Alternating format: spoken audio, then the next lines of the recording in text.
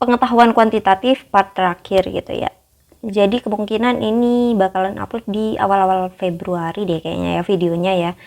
Gue nggak tahu pasti, dan gue buatnya itu masih pertengahan Januari. Itu kenapa gue ngebut banget gitu membuat konten, karena ada sesuatu yang menurut gue berat tapi gue nekat ambil gitu ya. Gue setiap malam berpikir bisa nggak ya gue, tapi ya ini namanya pilihan gitu. Hidup itu memilih, even kita nggak memilih pun itu adalah pilihan kita gitu ya kan. Jadi gitu, gue daripada memberatkan diri sendiri di masa yang akan datang, gue buatlah sekarang gitu ya kan, selagi masa liburan ini gitu. Oke, curhat dikit. Langsung saja ke soal nomor 16. Ada tulis di soal nomor 16 ini kembali lagi dengan, mohon maaf gue habis ini loh bertingkah. Jadi ada 5 bilangan bulat positif dengan rata-rata 45. Jangkauan dari kelima bilangan tersebut adalah 5. Itu jangkauan, berarti gue tulis ya seperti biasa karena ini penjelasan. X bar ya, X barnya itu dari gue tulis di sini dari n sama dengan 5 itu adalah 45 gitu. Dan jangkauannya kita bisa sebut dengan E min A gitu ya. Nilai maksimum itu adalah E karena 5 bilangan A, B, C, D, E gitu ya. Terus nilai minimum adalah A, itu hasilnya adalah 5 ya, diketahui. Nilai maksimum yang mungkin untuk bilangan terbesar nih, nilai maksimum dari kelima bilangan tersebut adalah, gimana cara mencarinya? Begini. Jadi kita sebutkan saja rata-ratanya itu tulisannya itu seperti apa gitu. Itu kan A plus B plus C plus D plus E per 5 sama dengan 45. Setelahnya kita kalikan kedua ruas dengan 5. Oke, udah mulai terbiasa. B plus C plus D plus E itu sama dengan 225 ya, 45 kali 5 gitu. Selanjutnya dari E min A gitu kita bisa memperoleh kesimpulan seperti apa? Dari E min A ini ya, biar tercipta E min A saja gitu. Iya benar. Untuk memaksimumkan nilai gitu, otomatis ada nilai itu yang disamakan gitu. Ini kan nggak disebutkan kan ya, modus berapa, median berapa gitu. Kita buat bilangan yang lain itu seminimum mungkin, paham? Seminimum mungkin dan sama gitu. Ibarat gini ya, kita mencari nilai maksimal dari 1 sampai 10 ya, kita mencari nilai maksimal dari 1 sampai 10 terhadap 3 bilangan gitu. Otomatis kita mengira ini 10 dan ini 1, biar ini paling maksimumnya itu maksimum banget gitu, paham nggak? Jadi 2 bilangan sisanya kita buat aja 1 seminimum mungkin gitu, paham ya? Gitu. Ibarat kata misalkan ini di total hasilnya 12, kita buat nilai maksimum dari 12 ini ya 10 gitu ya, paham ya sampai situ? Jadi kita ibaratkan A sama dengan B sama dengan C sama dengan D gitu. Bagaimana? A sama dengan B sama dengan C sama dengan D. Berhubung A ini kan nilai minimum nih, sesuai dengan apa yang gue jelasin di sini, ya kan? Selanjutnya dari persamaan ini ya, untuk mencapai jangkauan ini ya, tipsnya ke jangkauan ini, itu berarti kan bisa kita katakan 4A plus E sama dengan 225, ya kan? Benar. Dari jangkauan tersebut kita juga memperoleh bahwa E sama dengan 5 plus A. Benar? Ini ya kita ubah untuk menyendirikan E, mendefinisikan E gitu. Jadi di sini kita bisa langsung substitusikan 5 plus A sama dengan 225. Atau 5A sama dengan 220. Atau A-nya tinggal dibagi 5 aja ya kan, 44. A-nya 44, tinggal kita tambahkan 5. Berarti E-nya adalah 49. Inilah nilai maksimum. Bagaimana? Kalian bisa cek ya. 44 tambah 44 tambah 44 tambah 44 tambah 49. Ini akan meraih 225 dan rata-rata 45 dan jangkauannya 5 gitu. Karena kita mencari bilangan tersebut dari situ gitu ya kan. Begitu. Ya, konsepnya kalian pahami dari sederhana yang ini, yang 3 bilangan gitu. Lanjut, nomor 17 ini ini bisa dikerjakan secara manual gitu ya, tanpa tips, tapi lumayan panjang banget. Nanti di akhir video gue jelasin gitu ya, tanpa muka gue, karena gue udah buat sih sebenarnya untuk menjelaskan ketika ada kelas gitu.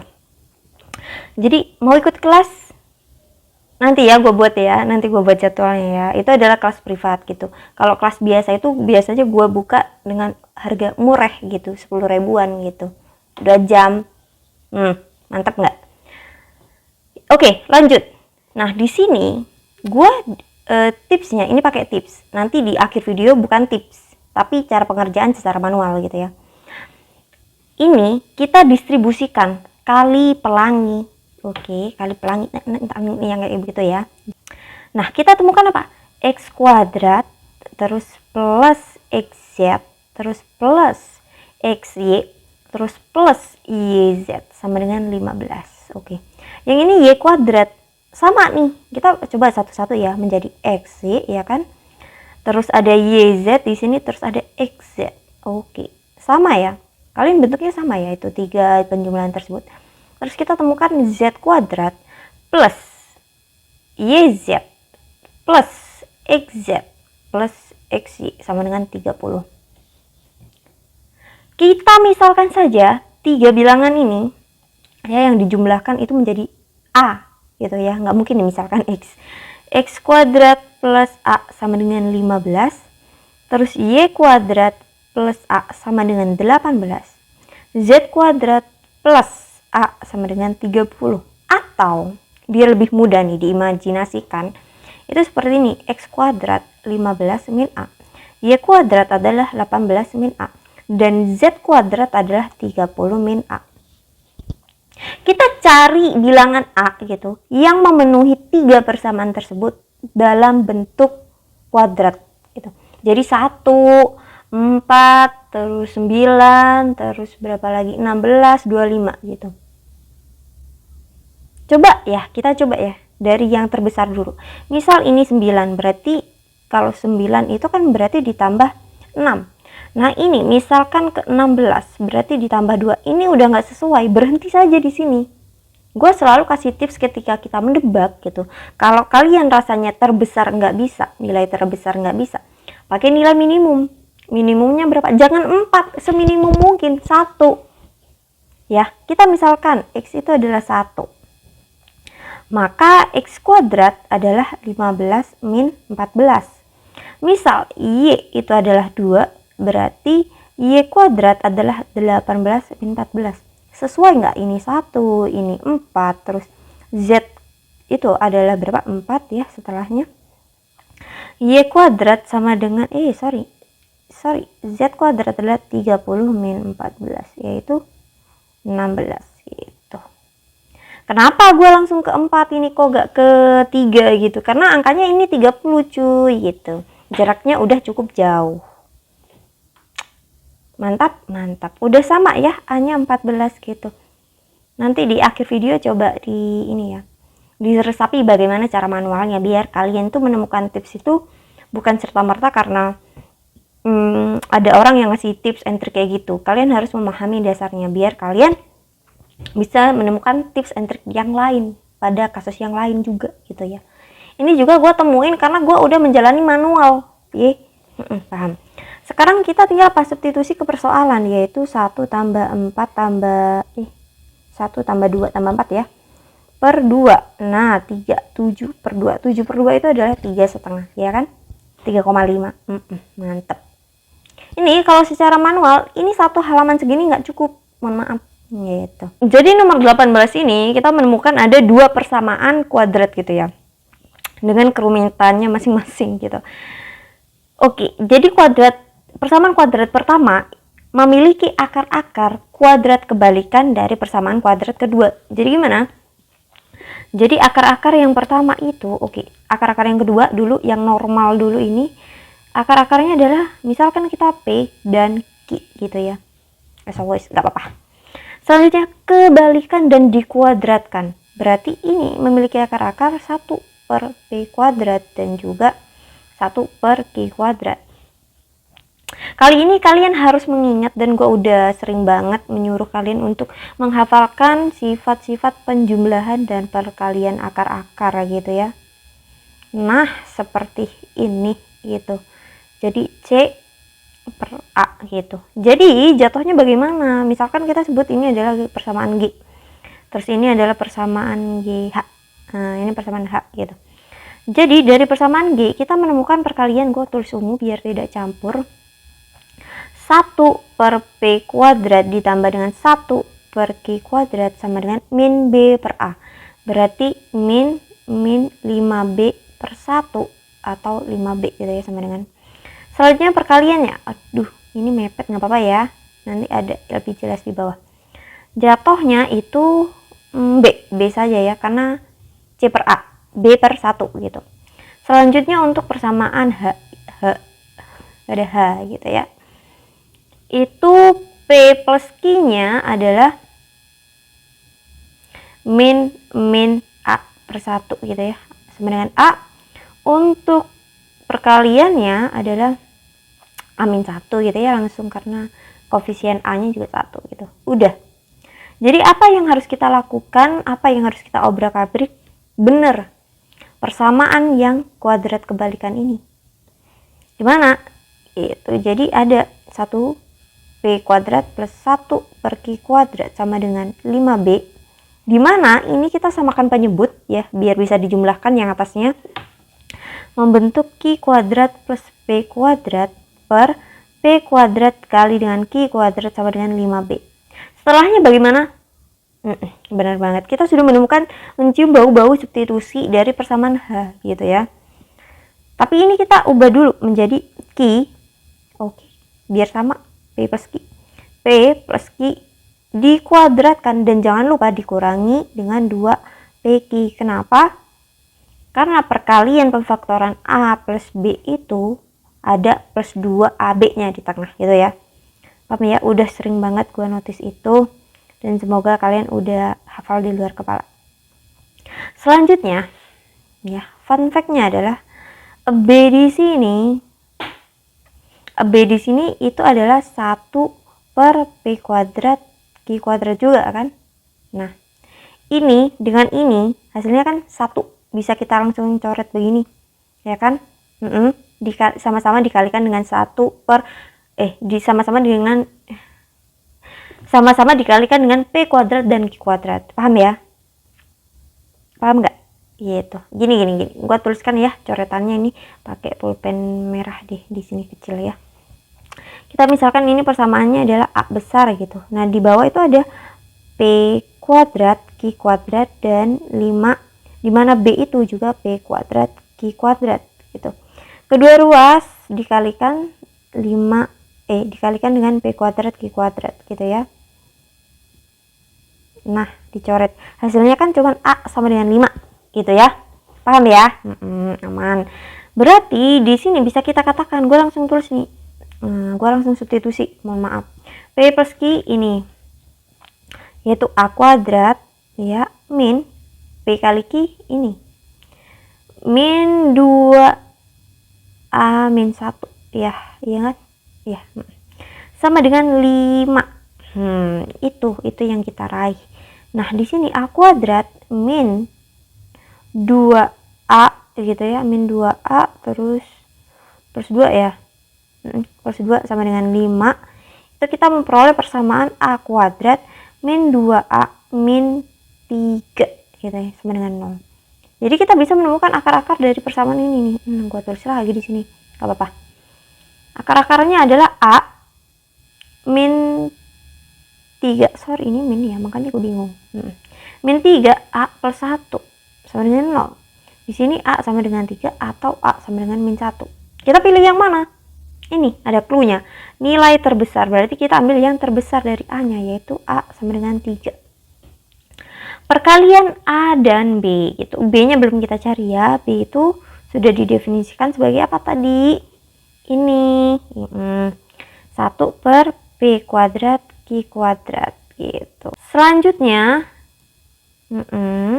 itu menjadi A min 1 dikuadratkan, atau ini kan kita bisa langsung substitusi nih 3-nya nih. Ya kan, 3 min 1 dikuadratkan menjadi 1/4 ya. Kan 2 kuadrat 4 gitu. Jadi kita bisa perkalikan A kali B ini 1/4 kali 3 menjadi 3/4. 3/4 mana? Ini. Ya, cukup panjang tapi ini menggunakan rumus yang sangat-sangat sederhana. Kalian hanya butuh teliti dan tidak pelenger gitu ya. Aman banget. Nah, sekali lagi nomor 19 ini kita main substitusi, coret-coret, sederhanakan biar kita bisa menemukan X dan Y-nya gitu. Udah mulai muak ya mencari X dan Y. Nggak apa-apa. Kita substitusi ini ke sini. Nah, langsung saja ini berhubung Y sudah sendiri gitu. Menjadi 2/3 ya, dikalikan dengan setengah X min 13/42. Aduh, nggak kelihatan. Ditambah 2/3 X sama dengan min 4/63. Apa yang bisa kita coret?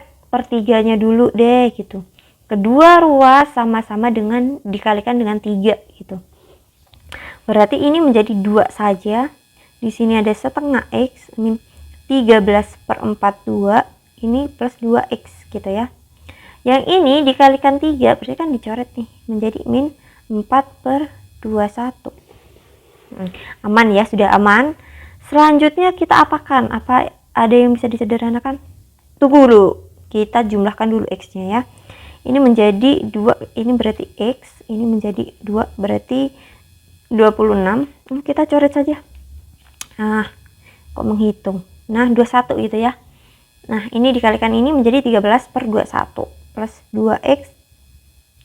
Udah kelihatan gampangnya. Di sini menjadi 3X ya. Ini 4/21 min 4/21 dikurang ditambah 13/21. 3X sama dengan ini 13 kurangi 4, 9 ya. 9/21. Jatuhnya ini X ya. Ini kan dicoret, hasilnya jadi 3/21 atau 1/7 ya kan? Ya enggak? Kita tulis menjadi 9/21 dikalikan 1/3. Ini coret 3, ini 3/21. Nah, ke sini gitu ya. Jadinya 1/7 X-nya. Sekarang Y-nya. Ya sudah, kita tinggal masukkan saja ya. Setengah, ini 1/7. Ini min 13/42 gitu. Ya, kita kalikan saja biasa. Ini 1/14, ini min 13/42. Kita samakan penyebut. Samakan penyebutnya dikalikan dengan 3. Bener ini. Ini dikalikan dengan 3. Jadi 3 min 13 ya kan. Ini 42. Ini jadinya min 10/42 atau kita bagi 2 ya dulu. Min 5/21. Oke, kita nemu X per Y nih yang ditanya. 1/7 dibagi. Gede ya.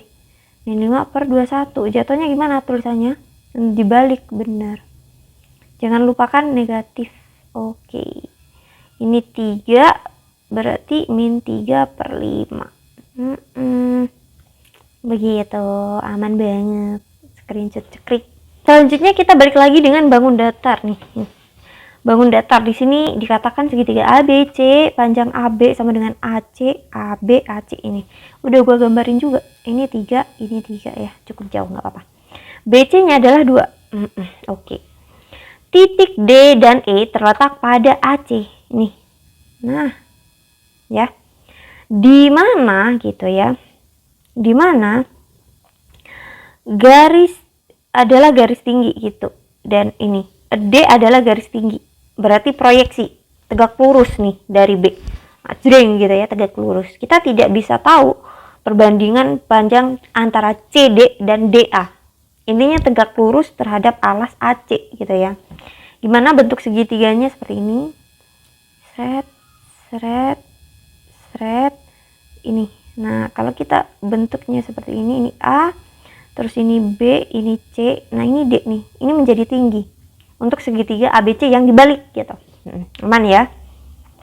Selanjutnya E itu ya, BE menjadi garis BE itu adalah garis berat segitiga. Nah, itu membagi setengah gitu. Garis berat seimbang gitu ya. Terus yang ditanyakan adalah luas segitiga BDE yang mana? Kita coba coret-coret pakai merah. BDE. Oke, kita cari ini nih. Ya, aman ya. Intinya BD udah tegak lurus. Jadi si BD ini bentuknya begini nih. Sering dikit aja. Ini E, ini B, ini D gitu ya. Gitu. Yang pertama kita harus mencari tahu panjang BD. Ya, panjang BD kita bisa cari tahu bagaimana? Gini. Luas segitiga ya, luas segitiga ABC bisa kita cari antara dengan setengah BD dengan alas AC dan juga setengah tinggi AF dengan alas BC. Kita cari BD. AF-nya kita kan nggak tahu berapa gitu. Perlu ya kita hitung lagi. Kita hitung ya AF-nya, nggak apa-apa, nggak masalah. Jangan lupa ini ukurannya 1. Kita mencari dari titik A, F, dan B Pitagorasnya itu. Jadi ada 3 kuadrat dikurangi 1 kuadrat yaitu 8 ya. Setelah 8 berarti kita nemu berapa? 2 akar 2. Ini nggak usah gue jelasin lagi ya kenapa bentuknya seperti itu. Udah ada di video-video sebelumnya. Nonton nih promosi nih gue nih. Lanjut, AF sudah diketahui. Ya udah tinggal setengah ini kita hapuskan ya. Jelek-jelekin ini. Bisa dicoret hasilnya 1. Yang kita cari BD. AC-nya kita tahu luasnya panjangnya 3. AF-nya kita tahu 2 akar 2, BC-nya kita tahu 2. Jadi kita menemukan BD itu adalah 4 akar 2 per 3. Nah, selanjutnya kita pakai teori perbandingan dari kesebangunan gitu. Gimana yang kita lihat segitiga mana nih? Gua coretin lagi. Jadi segitiga DC itu begini. Nah, ini C, ini D, ini B, ini D. Oke. Nah, segitiganya bentuknya seperti ini nih, ya. Ini D, ini B, ini C. Kesebangunan terhadap segitiga apa? Ini, yang lebih lebar nih. Apa? Benar. F, C, A. Begitu ya. Teori kesebangunan ya tinggi dengan tinggi, tinggi dengan tinggi, alas dengan alas. Oke. Gitu ya. Gitu. Sebanding, perbandingan. Selanjutnya kita tulis aja di sini ada AF yang bersebandingan dengan BD ya. Terus ada CF dan juga DC. Gitu. Yang kita cari tahu DC. AF kita udah cari 2 akar 2, BD-nya kita cari yaitu 4 akar 2 per 3 ya kan. Terus DC-nya kita yang kita cari saat ini. Terus CF-nya adalah 1. Mantap dah. Jadi DC-nya itu adalah 1 per 2 akar 2 ya kan, yang dikalikan dengan 4 akar 2 per 3. Ini coret. Jadi DC 2 per 3 gitu ya. Selanjutnya kita cari apa? Luas DEB gitu, DEB. Nah, ini nih ya. Kau tuliskan di sini segitiga DEB. Kita membutuhkan apa? Ya. Setengah tingginya BD dan juga alasnya DE. Alas DE itu berapa gitu? Bentar dulu, tingginya gue tulis, BD-nya 4 akar 2 per 3. DE-nya itu adalah 3 per 2 dikurangi oleh 2 per 3 gitu. Kenapa kok bisa nih gue coret-coret ya pakai merah ya. Ini ke sini adalah 3 per 2. Ini loh dibagi 2. Ini ke sini juga 3 per 2. Jadi untuk memperoleh ini kita kan sudah tahu, ini udah kita hitung DC-nya tadi 2 per 3. Iya nggak? Begitu, aman ya. Berarti di sini kita samakan penyebut, ini menjadi 6, 4 akar 2 biar sama nih. Terus ini juga 6 disamakan penyebut ya kan. 9 min 4. Oke. Berarti oke. Tidak pengaruh sebenarnya. 2 per 3 akar 3, terus ini adalah 5 per 6. Jadinya ini bisa kita sederhanakan menjadi 3. 5 per 9 akar 3. Begitu.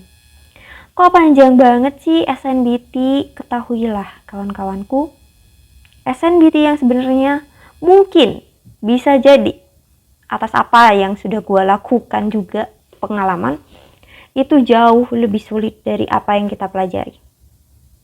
Menakutkan? Menakutkan. Tapi kalau kalian sudah menemukan banyak variasi soal, apalagi soal-soal yang membutuhkan imajinasi seperti ini, itu akan terasa lebih mudah. Aman banget.